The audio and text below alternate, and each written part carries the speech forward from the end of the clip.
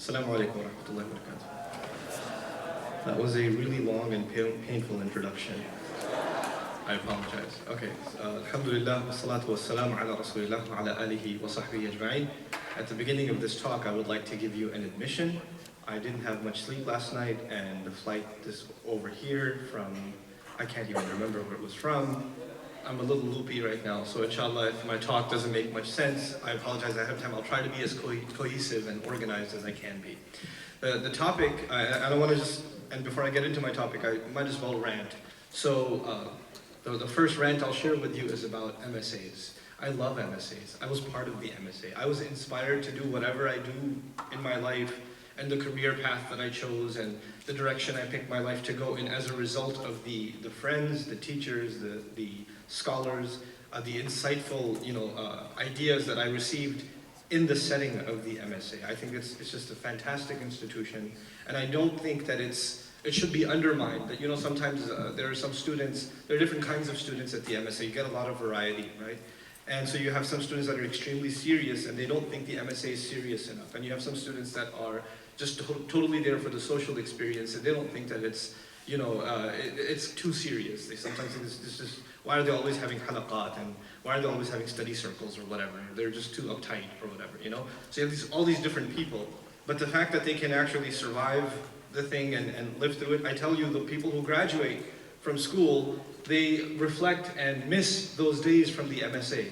And they think back and they say, man, I had so many great friends and there was so much opportunity at that time. I wish I'd benefited from it even more now that I don't have that opportunity. Because as a matter of fact, I can tell you, having graduated and moved on from the MSA about half a century ago, there is a social void after college. There's this really cool brotherhood and sisterhood that happens on campus, conferences like this one. There's a really nice, sense of belonging. And all of a sudden, after you graduate and go into the workplace, there's this sense of loneliness. And it's really hard to find a sense of, belonging after that immediately. And, sometimes the masjid, and some masajid are able to do that, but sometimes the masjid is not able to fill that space, because our masajid haven't evolved to that extent yet. So I do advise you to take full advantage of this experience and really not underestimate the value of even the social interactions, even the hangouts, the barbecues, whatever. I don't even underestimate the value of them. As a matter of fact, to me, I think back and I say probably the most life-altering experience in my MSA days were the trips to the conference. I never attended any session. I don't even know what you people are doing here. I attended the sessions to sleep, like that guy over there. It's like that was me, okay? But it was just the conversations with brothers, just getting out of your mold. You're not in your normal scene anymore.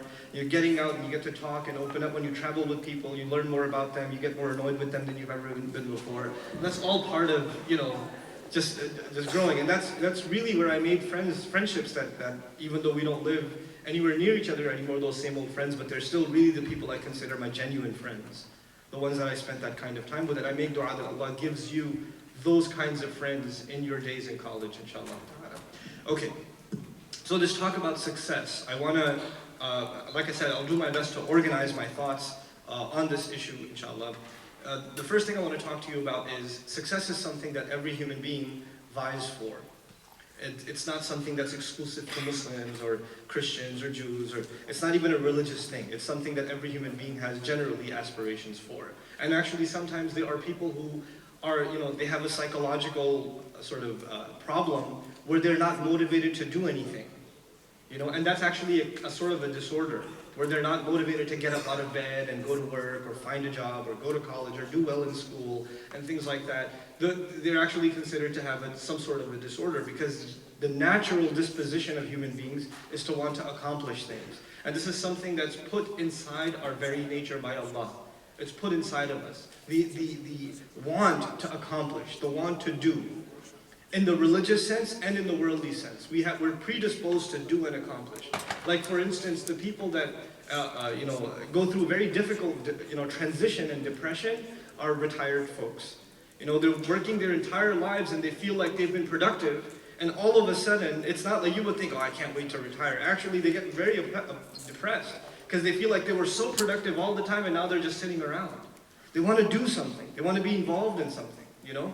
And this is something that is, you know, a healthy aspiration, a healthy sentiment that all of us are supposed to have inside of us. But beyond success, or thinking about success from an Islamic point of view, takes a little bit, we have to take a step back, sort of, right? And look at a grander picture. So that's what I'll try to present to you guys first.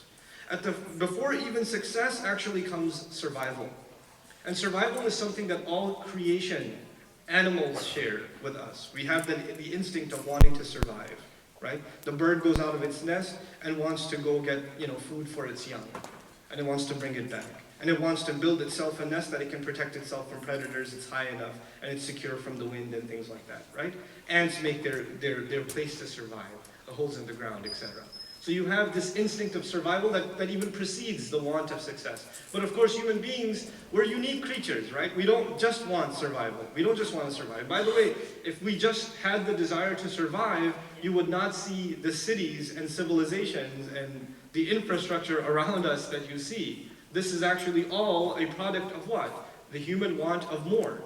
The human desire to accomplish more. Because animals, if we were just like them and we only had the motivation to survive, then none of this would be the case. We don't need technology to survive, contrary to popular opinion. You know, we've been surviving before technology too. We don't need cars to survive. All of these things that we see around us, you know, you don't need the extensive wardrobe that you have inside your closet to survive. There are people who survive without that too. And when we, as a matter of fact, when we see in the world people that are living at the level of survival, because there are some people, right? They're just barely surviving. That's what they're doing. We look at them and we say, man, that life is tough. They've got a difficult life. They're barely surviving. Or they're just living at that bare minimum subsistence level. That's all they're living at. How could they live like that? Because you've accustomed yourself to certain luxuries and certain, you know, higher standards of living, what we call, right? And they are, in some people's worldview, a part of what success is considered. That's what success is considered. Now this is something, again, not limited to Islam. This is sort of a general thing. There's survival, and of course beyond that, we all want success. Now what does that success mean? What that success means for, you know, the masses of people, most people, not all people, but most people, it actually means that they have certain hopes for themselves, and they're hoping to accomplish them within a given deadline. So by the time I'm 30, I hope to own a house. By the time I'm, you know, 40, I hope to have this much savings. I want to have, you know, children. I want to have this or that. You may have a different list of wants that you have. By the time I'm 25, I'd like to get married, or even sooner. By the time this happens. You have financial goals, you have educational goals, you have career goals. And people have, even if you haven't written those out and you've timelined them, something's in your head about, yeah, I'd love to live over there. I'd like to have that kind of car. You know, the guys are driving by, the car drives by, and you don't have to say it, but the fact that you waited until it disappeared from the street, and you just kind of your eyes wouldn't get off of it, you know, the car that you really like, that just means that you have an aspiration to have that car. You're driving by a nice neighborhood and you see a house by the beach, and you see a lot of those in this town, right? You're like, oh. And for a few seconds, you imagine yourself living there. It just happens. Why? Because these are parts of human aspiration. And most people have that. Most people have at least the aspiration to attain certain worldly things, you know, to acquire them in life, and they're working towards it. Like you guys are going to school, so obviously you have an aspiration to graduate on time or early. You have the aspiration to go into continuing studies, perhaps. You have the aspiration to get an internship so you can get your feet wet and get into the workforce, etc., etc. You know, you have some worries about the job market being tough nowadays. You have those things, you have those concerns.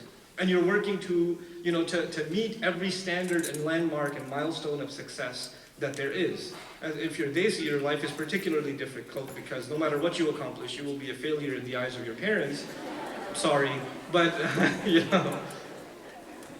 know, I think to myself, you know, Salman Khan, not the actor, the guy from Khan Academy.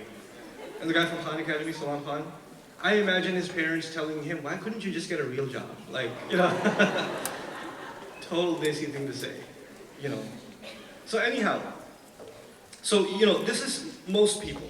Then there are some people, this is level 2 now, a step above. There are people who say, yeah, I want to accomplish some things for myself, but actually I'd like to do something for my neighborhood. I like to do something for my community. I like to do something for, I see a problem in my town, or I see a problem in my vicinity. I see there's one area I'm concerned about, it bothers me, and I want to work towards that, I want to help that cause. And that may be an environmental cause. That may be, you want to put a stop sign at the street, you think it's dangerous, you become an activist for that. You want to improve the school district. People are activists, you notice that, right? People come to town, you may not go to town hearings or attend board meetings at the district or the municipality, but there are people who do that. There are people who go there and participate and say, we want a neighborhood watch, we want this, we want the other for our communities. And they're keeping an eye on the crime in the city and children's safety and all this sort of stuff. People become activists for a cause. Now, to them, success is not limited to themselves. They see success as some sort of improvement to society, right? Even in a limited framework, but it's something more than themselves. They live for something more than just themselves. And they find satisfaction in that. And by the way, accomplishing those things does not make them any richer. It does not make them, any higher status, socially speaking. But there's still a sense of fulfillment in doing something for others. And this is not most people, by the way. This is a minority of people that see themselves as wanting to participate in doing something beyond themselves. They're not just consumers for themselves, right? They want to be contributors in society. And then there's probably the most minute group of people. This is the third group of people. So I'm dividing people into three groups in this talk in the beginning, right? By the way, how much time do I have left? I have what? Did you say plenty of time? Did you just say plenty? 30 minutes? Okay. All right. Okay. Sit over there, and when there's 5 minutes left, just go like that. Okay. Don't give me the paper. No. Sit over there and just do that. Yeah. Okay. And the paper thing just throws me off. I forget where I am. I have complete amnesia when I see the paper. 5 minutes. And MSA staple, always put a smiley face on the 5 minutes. What is that? Where did you learn that from? Anyway, and there's one on yours. I know it. Okay. So anyway, what was I talking about? Something about Ibrahim alayhi salam or something? What was I saying? How many kinds of people? 3 kinds of people. Desis, Arabs. No. How many kinds of people? People that aspire to do something for themselves, they have aspirations. People that aspire to do something for community. And then there's the third and probably the smallest minority of people. People that believe in an idea. People that believe that the spreading of an idea will make the world better. People that believe that that idea is so powerful that if people are inspired by that idea, it will manifest itself in ways that they themselves can't even imagine. There are people that believe that the power of an idea like justice. If people become a believer in, for example, the concept of justice, that if they do become a believer in it, they will become activists in their own way. I don't have to dictate how they become an activist. It'll manifest in its own way. This idea is powerful enough to make the world a better place, one step at a time. I may not see any change in the world as a result of the spreading of this idea, but it doesn't matter. It's like putting a seed in the ground and you're watering it. You don't see anything for a while, but you know something's happening underground. And when that tree does come out, it'll be far more powerful than a twig or a blade of grass. It'll be a tree. It'll be something substantial. And substantial trees take a while to develop the roots before they come out and really become strong, so they understand that they will live by this idea even if they don't see its manifestation. They understand this journey is long. And they understand that the gauge of success is not what they see with their eyes.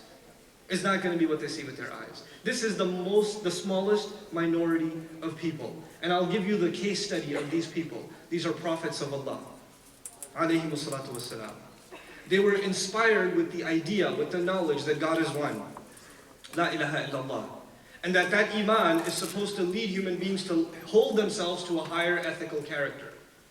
And they're ready to deliver this message to as many people as possible in their lifetime, and even if they don't see any change. If you were, for example, to ask, when in sales they have sales reports, right? I'm the CEO of an organization, and I know what sales reports are like, or progress reports, and metrics and marketing and things like that, right? So you have a 6-month marker, a 3-month marker, a year marker. How are we moving? There's a chart of growth. If you were to have a sales report for Nuh alayhi salam, year after year, so how many people became Muslim? Right? 950 years. 900 years he's working at these people. How many people became Muslim? It's a flat line. It's a flat line. There's a little bump over there and then it goes flat line again for another 100 years. It's a really bad sales report. There's no progress at all. If you look at the Prophet's own life, sallallahu alayhi wasallam, the messenger of Islam, Muhammadur Rasulullah sallallahu alayhi wasallam, and you look at the first 10 years, 12 years of his work in Makkah, you can possibly argue from a visible standpoint, there's what, 100 people? People you can count easily? And what progress has been made? Things have gotten worse and worse and worse for Muslims as the years go by. But you know what it is? These prophets are inspired and committed to the idea of spreading something they know will bring good, even if it's a seed buried into the ground. And they're ready to give themselves for that idea. And they know that now what are the other two aspects of success that I talked about? It was for yourself, right? It was for yourself and it was for your community. They understood that if you instill this idea, then people will have the right definition of what it means to have success for themselves, and they will have the right definition of what it means to have success for your community. It is the right idea that will shape all other areas of success. And people will really become successful then. They'll really understand how to see the world properly. It's a beautiful thing, this mission of the prophets. It's such a difficult thing though. It's so difficult. Because the idea that they came with is not a simple philosophy. It's not just a set of ideas that you can accept. I say, I accept these ideas, they make sense to me, and that's it. That's the end of it. It's not like that.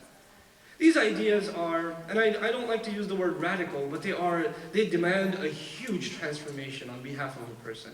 Not just in how they think and but rather how they plan their life, how they're going to live their life.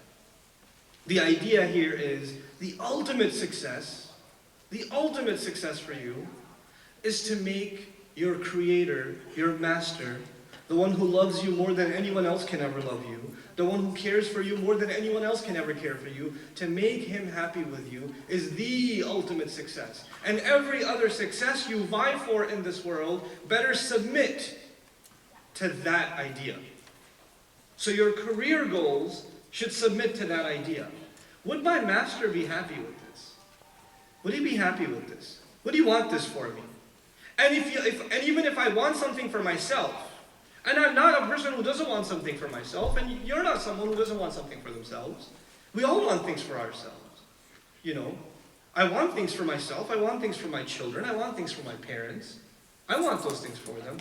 But whatever I want for them, it's like I go back and say, well, if I want this for them, how can I make sure that they understand that this thing I want for, like I want to buy my child a toy, right? Or I want to buy my parents a house or something like that. How can I make sure that they never see that the house itself is success? That's not success. The house is just a means by which they can live comfortably so they can serve Allah more. Because none of the things we have here are the reasons for which we're here. These are just means to a larger end. And the larger end is the pleasure of Allah. This is a very powerful concept. I know it sounds, easy. I want to please Allah. That's it. No. It's actually quite transformational. That actually means that if you are going to become, and some of you are going to go to med school students, show of hands? A few of you. Okay. So you guys you're not just going to become physicians. You should be CEOs of hospitals. Why not? You should be running things. You should have networks of clinics that you're in charge of. You're going to get there. And when you get there, you don't say, well, I've accomplished a lot. Actually, no, I accomplished this so I can do something for Allah. I accomplished this. This was not the success. This was just what I wanted to enable, give myself more and more capability so that I can put it to work for Allah. I didn't become this way for my own sake. There are people, as an interesting example, and this is something the Muslim world is facing and suffering from. And we're not alone in this, but I'd like to beat up on ourselves first. We have this extreme problem of selfishness and self-absorption. I'm Pakistani from descent. I know some things about Pakistani society, just to give you an example. In Pakistani society, if somebody is up and coming, if somebody is becoming successful, then people around him want nothing more than for his success to disappear. They can't wait for him to be torn down. It's just a thing. It's just a cultural thing. And successful societies, you know what they do? They take failures and they keep encouraging them until they become successes. And what do some Muslim societies do? They take successes and they keep tearing them down until they become failures. Right? They can't see other people coming up. Why? Because there's this thing, if I can't have it, why should he? Everybody's out for themselves. Politicians in the Muslim world, business people in the Muslim world, cheating the monies of people. Corruption at rampant levels, all because of what? Because if there is some good coming, it better come which way? My way. And if it comes my way, it's not because I will do something else with it, no, it's for myself. It is for myself. I will amass so much wealth, stealing from the taxes, stealing from the monies of the poor, and I will make so many mansions and I'll buy entire islands. I will do that not because I can even if I spend 10 minutes in every room I own, I won't be able to see all my rooms that I own, all the properties that I own, but that doesn't matter. I'm just here for me. And compare that to the sentiment of some others who care about their nation. I'm really inspired by this one story. Under Mughal rule, India was ruled by the Mughals. And one of the Mughal rulers, his son got extremely sick. And these are Muslim rulers, they lived in abundant wealth. And he's trying to get physicians to help out his son, and he can't find anyone. He can't find anybody. So he actually calls for a physician from England. And so the physician is imported from England, chubby guy, treats his son. After a couple of weeks, the son is improving. So the ruler is so happy with the physician, he says, he's kind of chunky guy, so they say, weigh him and give him his weight in gold. That was how he was gonna pay the physician. And the physician turns around and says, I don't want that gold. How about this? How about you open ports at your nation, the seaports, for trade with my country? If you can do that for me, I'm happy. So which Muslim would do that? Like, let me help my people, instead of making some money for myself. You think, you see?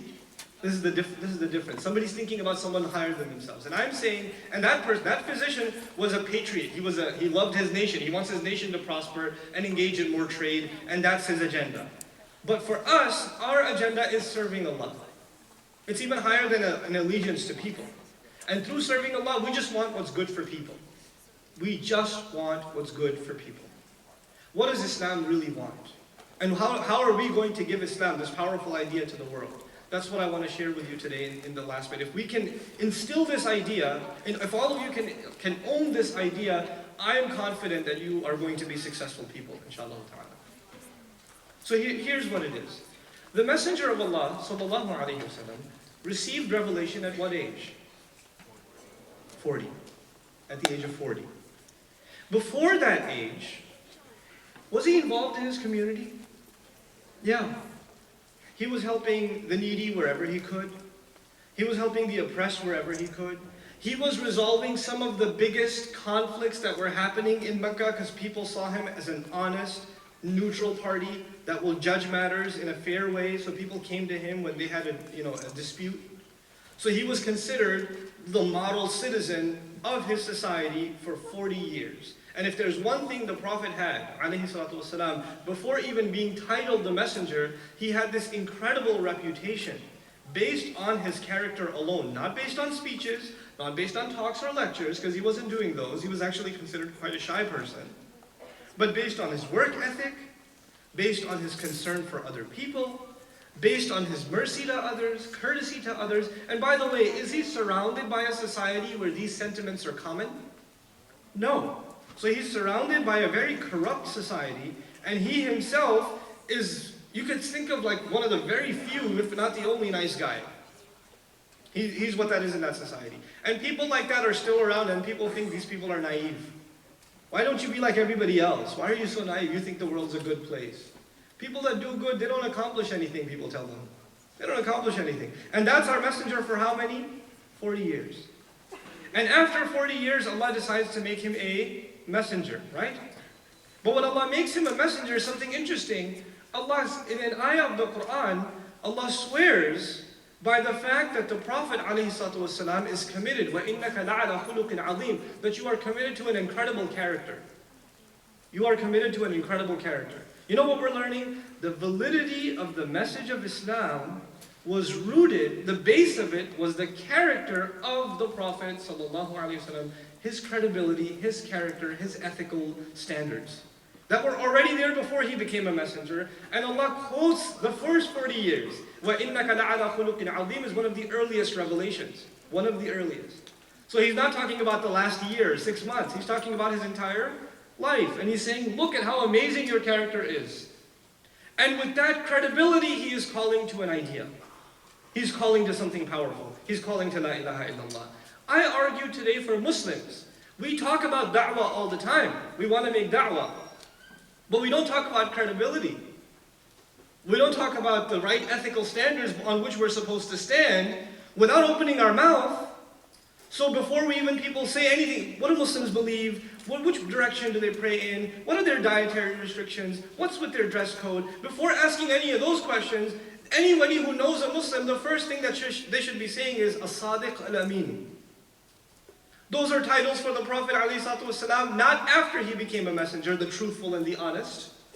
The truthful and the honest. Those are titles not after he became a messenger, but what?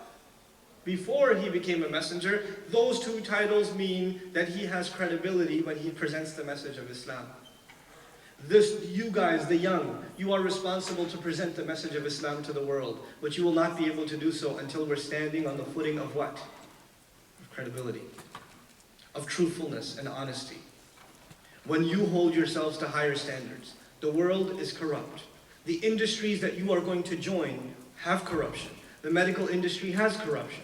The engineering industry has corruption. The corporate environment has corruption. There are deals that are made. You know, if you're in the tech industry, there are people that are contractors, and they get $500 an hour contracts or $400 an hour contracts. And they know that they could be doing this contract for 1/3 of the price and 1/10 of the time, but since there's a big corporation signing off on the contract, they inflate the hours. And you're in that company, and you just got your master's, and it's going to pay good money. Now this is legal, it's legal, but it's not ethical. And because you're a Muslim, you can't just sit by and let that happen. You can't do it. There are you're going to work as in finance. You're going to work in the insurance industry, and you're going to see the way loopholes are found to deny people their claims. You're going to see that. And you won't stand by it. You will not. You will fight against that in your industry. Why? Because you're Muslim, you have to hold yourself to a higher ethical standard. Yourself and others. Yourself and others. This is where people will see what Islam is. The talks, the lectures, the videos, that will just be back and forth, back and forth, back and forth. The one thing nobody can ever deny, the one thing that nobody will ever be able to discredit from our Prophet ﷺ is his ethics, is his character. And the one thing I can argue safely that the ummah, the Muslims, are almost entirely missing is an ethical foundation, is a character foundation. We don't have ethical behavior in our MSA meeting. We don't have it in our masjid board meetings. We don't have it in our households. We don't even have ethical interactions when we're dealing, marriage proposals. We don't even have ethical interactions in marriage proposals. So the boy's family will lie about the boy and how he's a good, and they know he's got a drinking problem, and they'll still lie about it. This is highly unethical. This is, and because they think that marrying the right girl, it'll fix all his problems. No, you're just going to ruin her life. That's what you're going to do. But this is what's happening. This is the reality of Muslims. And we're in a sad state when it comes to this. So when I say we're going to go on a campaign to instill success into the Muslim youth, I want all of you to be successful. Well, to have success, to build this tree, you got to plant that seed. And that seed is, and before we become people of La ilaha illallah, we have to become decent human beings. Common human decency, it needs to be revived. Courtesy needs to be revived. It is at the heart of Islam. What Allah Azza wa Jal tells us, what Allah tells us in the Quran about Islamic laws. I've said this in multiple talks now, but I think it's an idea worth spreading. And it's important for all of you to understand. When somebody sees, like Santa Barbara probably does not have a big Muslim population, right? So you see an unusual number of, let's just say, exotic people now today on campus. Okay? So now when somebody else sees one of you outside and thinks, are they Muslim or something? when they see that, what do they see? What do they see about you that makes them think you're Muslim? Dress, perhaps? Maybe your prayer? Huh? Your what? Salams? Maybe swag? Okay. All right. That might be contestable, but that's okay. You know? First I thought you meant slacks. I was like, an Islamic thing? I don't know. Maybe it's a California, different fiqh. I don't know. But anyhow, so they see these obvious things, right? Clothing, and maybe you work with somebody that dietary restriction, prayer breaks. These are the things that are like, okay, this is a Muslim. This person's a Muslim, right? I mean, for me, at the security checkpoint, Muslim, okay? I don't have to have a turban on and like be reading a mushaf or something. I just look like me and I'm like, hey, sir, special screening for you. Okay? So anyhow, these are the obvious indications that somebody's a Muslim. But the interesting thing is that prayer, as we pray it 5 times a day, was revealed a few years later. Alcohol prohibition was revealed about 10, 12, 13 years later when the Prophet moved to Medina. And the final prohibition after he even came 15, 16 years. Hijab, 16 years after the Prophet became a messenger, was revealed, right? Clothing, clothing guidelines, 15, 16 years. Dietary restrictions, at least a decade after Islam started being revealed. So what I'm trying to say is the things that we see obviously as markers of Muslims, like obvious indications that somebody's a Muslim, they weren't there for almost a decade or more among the companions. And these are the strongest Muslims, right? But immediately, from the very beginning of that message, the Muslims in Mecca are totally different from the non-Muslims in Mecca. Not because of how they dress, not because of their food restrictions, not because they don't drink alcohol, not because of any of these things that make us different today. Not because of that reason. So one has to ask themselves, the greatest companions of the Prophet, radiallahu anhum ajma'in, the best of the best, how were they different from the rest of Mecca? Oh, once this idea came inside them, what is that idea? La ilaha illallah. What is that idea? Muhammadur Rasulullah. It changed something about how they see success. It changed something about what they want to do in life. What they love and what they hate. What they want to accomplish. What they want to live for and what they want to die for. What they will stand by idly and watch and what they will not tolerate. It made them a different people. They saw the world differently. And if you just even spent 2 minutes with them, you would say, this person looks at the world differently than I do. Their worldview is entirely different. Their definitions of success and failure are entirely different. They are working towards something much different than what I'm working towards. I was hanging out with a Muslim teenager yesterday at a breakfast table, just me and him talking. And I said to him, hey, why are you alive? I know it's an awkward question, but I like those. Why are you alive? I mean, he goes, what? Of course he said, what? So I said, why do you exist? What's your purpose? What's the purpose for which you exist? He goes, I don't know, like live? That's what he said. I was like, what do you want to accomplish in your life? What's the which video game did he mention? What's that first-person shooter that's really popular? Yeah, be number 1 on Call of Duty Online. That was his life purpose. What do you want to accomplish? Be number 1 on Call of Duty? Okay. I want to be able to do 100 push-ups in a row. Cool.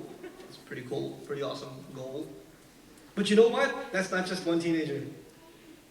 There are people that are in their 50s, and the greatest goal they see before them is a promotion. The greatest goal they see before them is a nest egg. That's it. That's all they see. There's nothing more. And why are you alive? Just to live. Party. Eat, sleep, poop, and die. That's it. That's all you're here for. But these Muslims, these guys in Mecca, I don't know, they live for some idea. And they want people to aspire to higher things. And they don't just want them to live for themselves. They want to hold themselves to a higher standard. They're not like us anymore. They become weird. What's happened today is Islam is defined by the visible markers of Islam. And the original definition of Islam was an ethical worldview. was a moral worldview. And then the laws of Islam, the hijab, the halal and the haram, the sharia of Islam beautified that worldview. Now what we have left is an emphasis on the laws with a de-emphasis on the foundation on which those laws are built, the ethical foundations. It's just gone. Or very little of it remains. And this is what your role is going to be. Your role is going to be to hold yourselves to a higher standard, and therefore ask the world to hold themselves to a higher standard. That is what you're going to do. And the way you're going to do, every one of you is going to be a warrior in their own way. You're going to be an activist in your own cause, in your own field. That's how it's going to happen. So at the end of all of this, I just want to share with you how Allah lets us remain successful, or how He keeps us, because sometimes you can lose focus, right?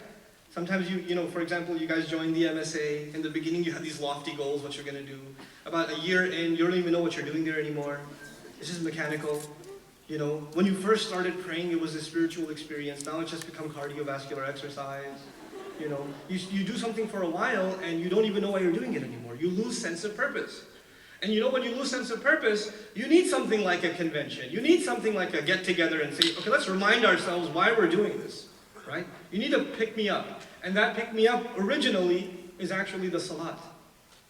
The salat forces the believer to stand in front of Allah and remind himself that one day his success or failure is going to be judged. إِيَّاكَ نَعْبُدُ وَإِيَّاكَ نَسْتَعِينُ اهْدِنَا الصِّرَاطَ الْمُسْتَقِيمَ. Guide us to the straight path. Guide us, because that day is coming where I don't want to be al-maghdub alayhim, I don't want to be al-dhalleen. I know you're Maliki Yawmiddin. I know I'm heading that way. I'm on a path, I'm on a journey. I realize that. And then you recite a portion of the Quran that's supposed to give you purpose. That's what it's supposed to do. That's what prayer is supposed to do. I personally see, and I don't think it's an oversimplification, a revival of prayer. A real revival of prayer in your personal life, and really engaging with the Quran as you should, you're guaranteed success. You're guaranteed success. Prayer itself does not guarantee success. But real prayer, oh man, you are guaranteed success. قَدْ أَفْلَحَ الْمُؤْمِنُونَ الَّذِينَ هُمْ فِي صَلَاتِهِمْ خَاشِعُونَ لَمْ يَقُلْ الَّذِينَ هُمْ يُصَلُّونَ. He didn't say in Quran, the true believers have already attained success, the ones who pray. No, he said the true believers have already attained success. Those who, when it comes to their prayers, are incredibly humbled, overwhelmed, overpowered by the message that they themselves are reciting. What they're saying from Allah's words overwhelms them. They're standing in front of Allah talking to Him, reciting His word. And it moves them, it makes them think, it inspires them. And that's what you have to do for your personal selves. Your salat is good, everything will be good. Your salat is no good, it'll show in everything else. It'll show in everything else. Fix your salat. Nobody else will fix it for you. You have to fix it for yourself. That is the seed of success.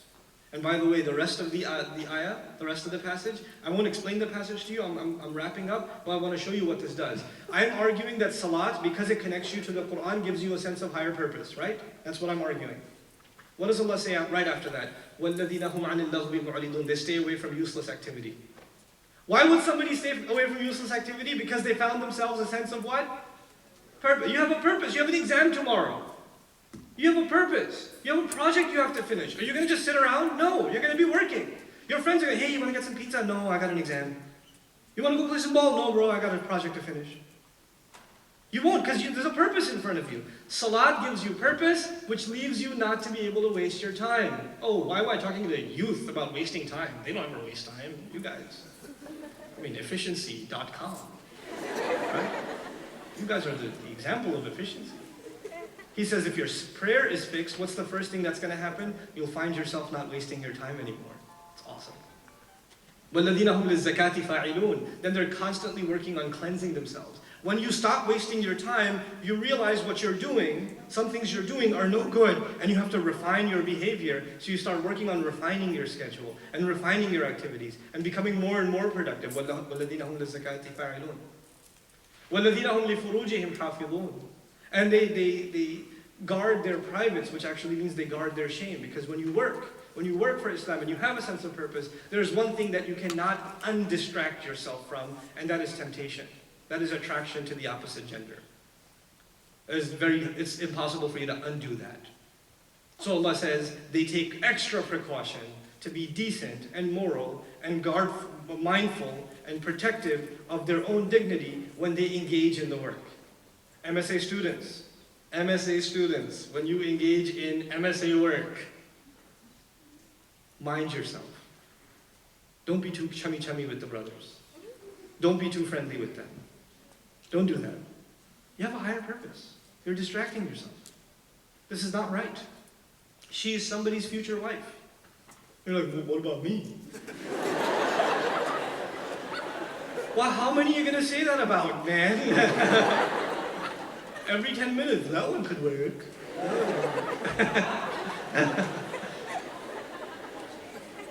No. You also, stop making small talk. Have a sense of purpose. You know, Islam doesn't let you become like this. It doesn't let you have frivolous interactions. Not because in and of themselves they are evil and they lead to evil, that's true, but actually because you have something much more important to do. You don't have time for that. You know, there are schools where boys and girls, there's co-ed schools in America where there's no dating. Non-Muslim schools, there's no dating. You know why? Because the academic standards are so high and they keep them so busy that they don't even have time. They're so stressed with their studies. They don't have time for that stuff. They don't take off for Valentine's Day. They don't do that stuff. You know?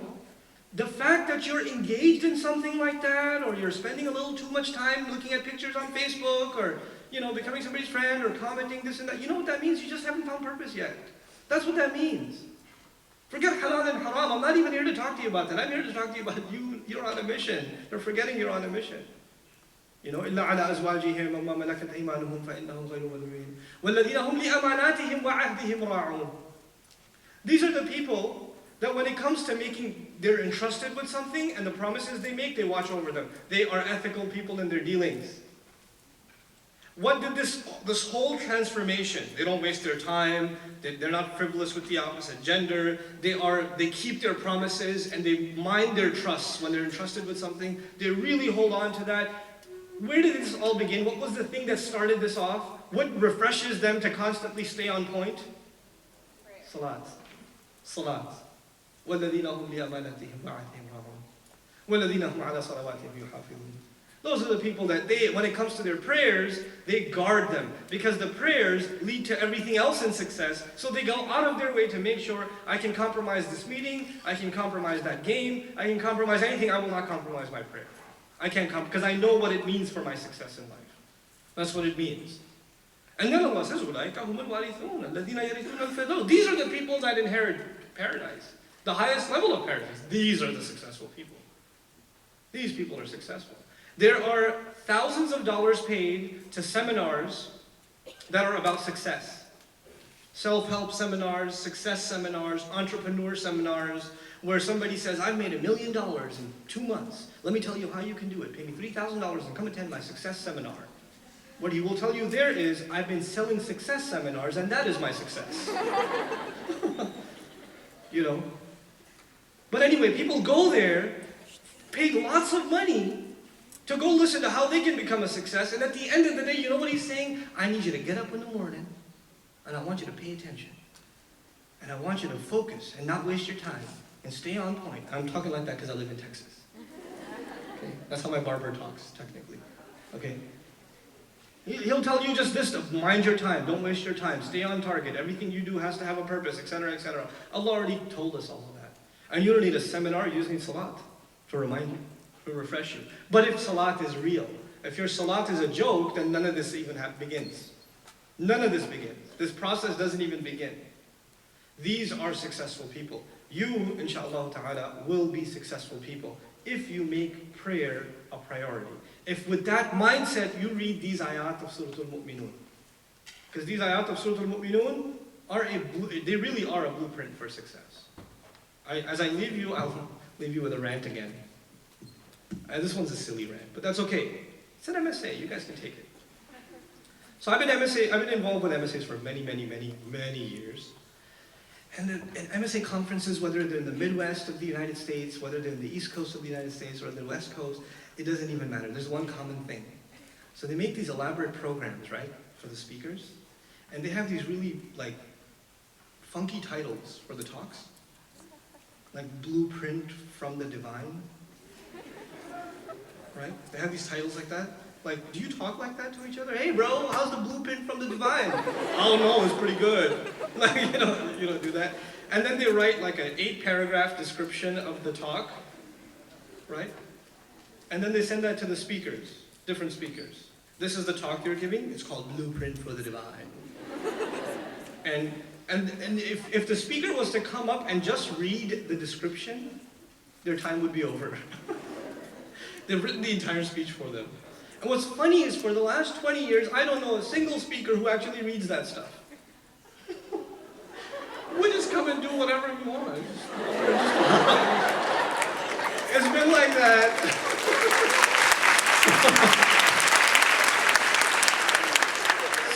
So my thing is, my suggestion, it's a humble suggestion, you don't have to take it, because I'm saying you could continue to write Blueprint for the Divine, or the, I don't know, I can't even remember some of those titles, but they're really good. Sometimes I write them down and just say to my kids, just to see what they'll say. What does that mean? I don't know, that's weird. Is that English? That's what they say. But you can keep things going the way they are, and that's fine, it's totally fine, because speakers will continue to come and do their own thing. That's totally fine. Or you could start actually putting normal titles. Like, how do we become successful? Hand, okay. Now the question is, time's up, yeah. Okay, how do we become successful? Or like, Islam stuff with Brother Nouman, or, like, keep it simple, something about marriage or something. It's okay, just use titles that people actually use in life, instead of these elaborate, overly descriptive literary masterpieces that you write that, you have to, like, analyze them in literature class, etc. So you don't have to do that, inshallah. But I'm not dissing the efforts and the person who wrote the description. Hey, don't feel bad. Totally. It's not mad at you. But it's been going on for 20 years. It's not going to stop anytime soon. By the time you have a board meeting to address this issue, you will all graduate. And the next batch will come in and they'll do it over again. So it's okay. This is totally fine, inshallah. I hope you guys were able to take in some of the ideas that I've tried to present today, inshallah ta'ala. But as just summing it up, you guys, there's a huge expectation from you. I know. Don't give me the paper? Don't give me the paper. Okay. All right. There's a huge expectation from you. Let me tell you something. American Muslim youth, specifically American Muslim youth. Recently, I've started traveling internationally. One of my first, targets was the UK. And I saw maybe in one trip, in maybe 5 days, I saw maybe 5,000 Muslims in the UK. I spoke at London, I spoke in Birmingham, I went even to Glasgow in Scotland. That was pretty awesome. But anyway, so I met lots of Muslims. And let me tell you something. We are in a unique position in the United States. The entrepreneurial opportunities, the educational opportunities, the ni'mas, the blessings that Allah has given you, and the opportunities that Allah has given you are unparalleled anywhere in the world. And as a matter of fact, the eyes of Muslim youth are on you all over the world. What will you accomplish? What will you accomplish? You are not just living for yourselves. I know we're living in the ultimate consumer society. We are. We are living in the Amazon.com, Walmart society. That's what we're living. But you know what? You have to internalize that you are living for more than yourself. That Allah has given you more than so many others who are much more intelligent than you, much more talented than you, but Allah did not give them the opportunities He gave you because He expects great things from you. Not just for your own career, but for His deen, for the world. You're going to be the entrepreneurs. You're going to bring reform to so many things. You're going to make the world better in so many ways. And all of it inspired by that prayer you do every day. That's what you're going to do. And you really have to ask yourself, how are you going to accomplish that? What are you going to give the world? What is Allah going to do through you? Every one of you has to have that introspection. You are not the kind of people that are going to go to a guidance counselor in your junior year in college and say, I don't know what to graduate in. I don't know. I'm not sure. Not you. You have purpose. You've had purpose since 8th grade. You are driven. That's what you are, because you're people of La ilaha illallah. May Allah Azza wa Jal make you exceed the expectations that I and so many have of you. May Allah Azza wa Jal make you the pride of Islam, and through you show the world what Islam really looks like and how it can beautify this world. Barakallahu li wa lakum. Assalamu alaikum wa rahmatullahi wa barakatuh.